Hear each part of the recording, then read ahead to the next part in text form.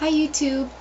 Today I wanted to make a video a little bit more away from the cosmetic side of things and more going into the educational side of why your skin breaks out. Being in the skincare industry and working under a dermatologist for a couple years, I don't know everything, but I have learned a lot as far as why breakouts happen, why certain people get them and certain people don't, and why certain people feel like they're doing everything right to their skin yet they're still breaking out, and why somebody can use a bar of Dove soap to clean their skin and never have any problems. I have a couple explanations for you guys. Some of them are really frustrating and some of them I hope can be helpful. No matter what anybody says, you know, your skin is your skin, and what I mean by that is you get your skin from genetics. You can do everything right to your skin as far as I'm washing my face twice a day, I'm using a moisturizer, you know, yada yada, and I'm still breaking out. And for those people, I would say that you're having a genetic issue. But there are also some other factors into what you're doing daily and what is happening to your skin that maybe you can control. So I'm going to go over a couple of those things. One of the really common things that people don't realize why they're breaking out is your pillowcase. It sounds ridiculous, but it's your pillowcase. This isn't for everybody. This is just for people who are really susceptible to breaking out, who can't understand why it's maybe happening only on one side of their face. And I heard a dermatologist several times during some patient consultations, and she would ask them, how often do you wash your pillowcases? And so you should ask yourself that question. I, ever since working in a dermatology practice, started washing my pillowcases like every 3 days. I don't think that that's necessary for everyone, but my hair gets really oily very quickly, just like my face does, and when that oil from my scalp transfers onto my pillow, then transfers onto my face, I'm prone to breaking out. So I tend to wash my pillowcases every 3 days because I try to wash my hair every other day. I know it's healthier to do that, but because my hair is so oily, I don't always keep up with that. But because I'm washing my hair every other day, I give that, that pillowcase that extra day to kind of get wear out of my pillowcase before I wash them. But that's something to take into consideration. The other thing that you need to think about is your face wash and your moisturizer. If you're using a face wash and a moisturizer that's from a drugstore and it's not something that's being prescribed or recommended by your dermatologist, you might want to think about going to your dermatologist, tell them what you're using and what your reactions are. A lot of people don't realize that really small things that you would never think of could be making you break out. A lot of people are allergic to or have certain reactions to sunscreen, and that's not a fun thing to be allergic to or have, breakout prone to, because you need that sunscreen on your face. But it's something to think about. If you have a moisturizer that has a sunscreen in it, try to change it up. Use a moisturizer that doesn't have a sunscreen and see what your skin does. I think a really big mistake that a lot of people make when they're trying a new product on their skin, whether it's something the dermatologist gave them or you're changing your moisturizer from something that has a sunscreen that doesn't, and you don't see a change, is that people aren't giving it enough time. A lot of medications that a dermatologist will put you on, whether it's for acne or wrinkles or whatever the case may be, takes a long time for it to really change on a molecular level of what it's doing to your skin. For example, I was on DUAC. I don't know if anybody's ever heard of that. It's an acne medication. It's 1% topical antibiotic, usually clindamycin, and 5% benzoyl peroxide. And I was prescribed this to treat some acne, and I was on it for about 4 weeks, and it didn't do anything. I knew better working in skincare to just, work it out and wait it out, and I did. And at about my 8-week mark, my skin started to clear up. It's not that way for everybody, but it's better to be safe than sorry and just stick it out, and see how your skin acts. This was last year that I was on DUAC, and since then I've switched to a new medication just to get some actual, benefits as far as what's good for your skin. Because the DUAC was treating my acne really well, but I wasn't getting any, skin benefit as far as, exfoliation or helping my collagen rebuild and all that kind of stuff. And so I wanted to go on something new, and I knew that a Retin-A was great for that.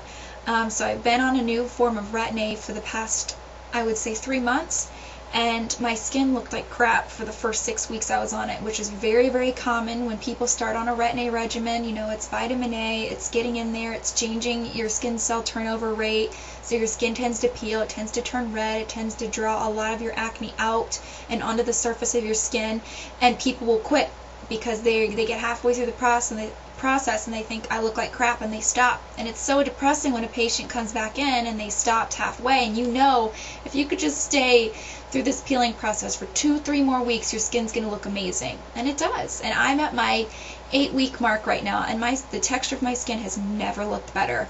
I'm not trying to promote medications or anything. What I'm trying to say is when your skin is breaking out and you're changing up a product to see if it's something that you need to, you know, is it the SPF in my moisturizer? Is it the acid that's in this product? Let me change. And you change a product, you need to give it time to change your skin and see if that change in moisturizer is making a difference. You need to give it time. You can't just give up after 2 weeks. And I know that seems really tedious and ridiculous, but that's the truth about, you know, letting your skin do what it needs to do until you can decide whether or not that product is right for you. Another common thing that people kind of look past when it comes to their skin breaking out is their makeup. There's a multitude of things in your makeup that can be causing you to break out. Some people are really sensitive to certain mineral oils that are in makeup, and particularly foundations. This is a hard one because who wants to go reading every single ingredient in a foundation and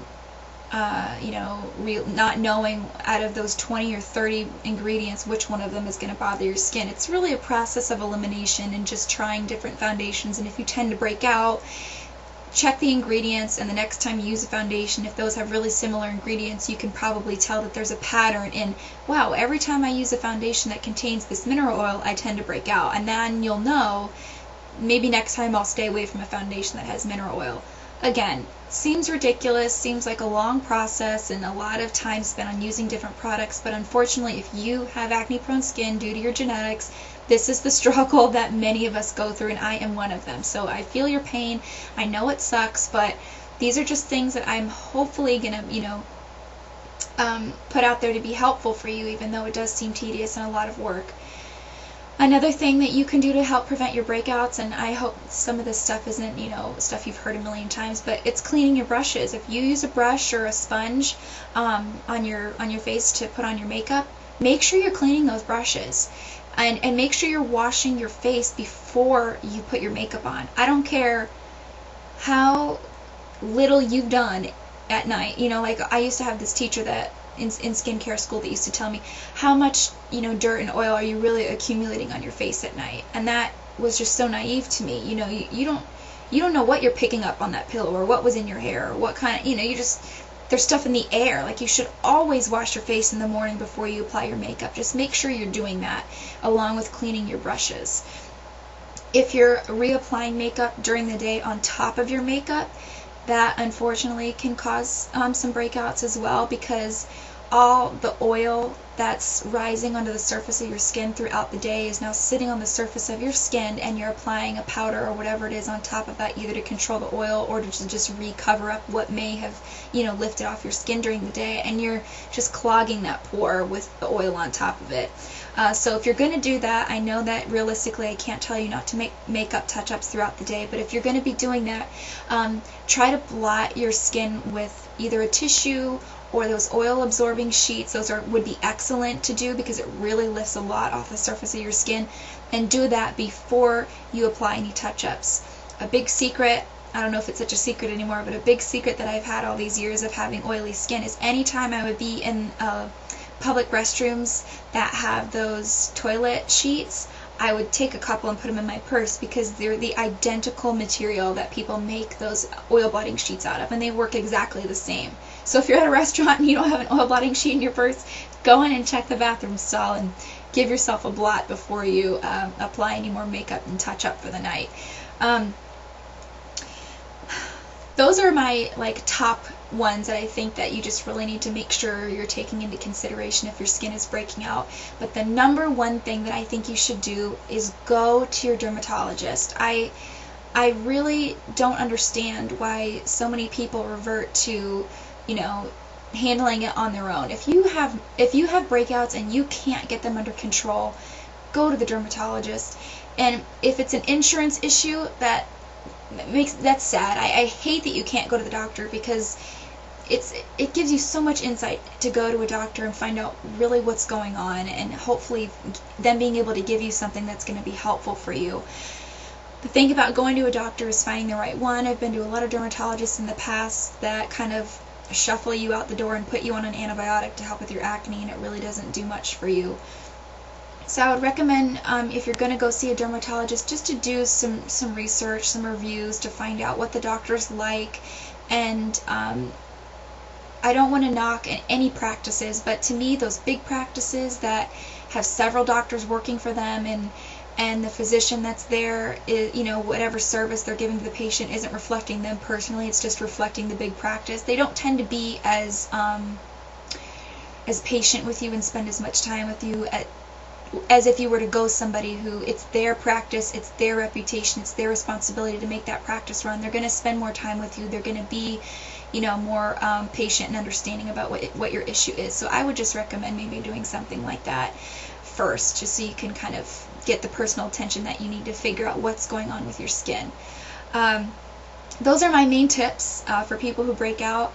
I'm in my late 20s and I'm still breaking out. I finally have it under control because I've found a medication balance that works for me. I use a form of Retin-A now that's really appropriate for my skin. There's so many forms of Retin-A and so many different brands that have names that are all essentially Retin-A. It's not meant for everybody, because if you have really dry, sensitive skin, it's going to really wreak havoc on your skin as far as you having to combat even more with dryness and more peeling. But the bottom line is you need to go be evaluated by a doctor to find out what the best avenue is for you to take for your skin.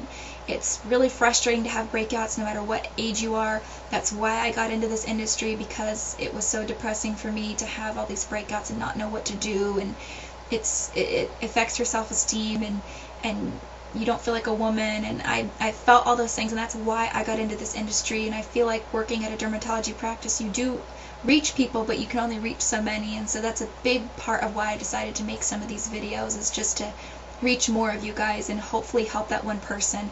And I will always end my videos saying this, that I'm never going to be 100% right about everything.